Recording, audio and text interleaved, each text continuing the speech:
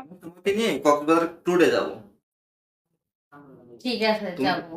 তুমি যদি এই বাড়িটা আমার নামে লিখে দাও, সত্যি বলছি তোমাকে নিয়ে ট্যুরে যাব। তোমার আমি সামনের মাসে 20 তারিখে লিখে দিব। আচ্ছা ঠিক আছে। তাহলে কি রাতটা আমাদের এভাবে যাবে নাকি, শোবানা? তুমি তো ভালোই বাসো না।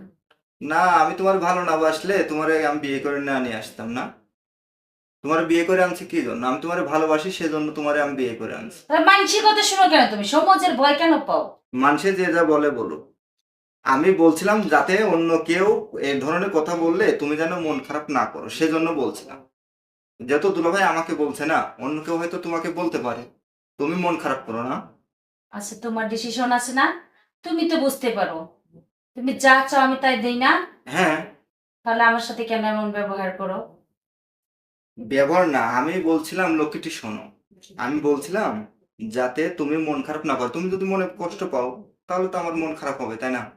তা আমি তো কষ্ট পাচ্ছি এগুলো শোনার পর। এজন্যই বলছিলাম। তাহলে আসো, ঘুমাই পড়ি।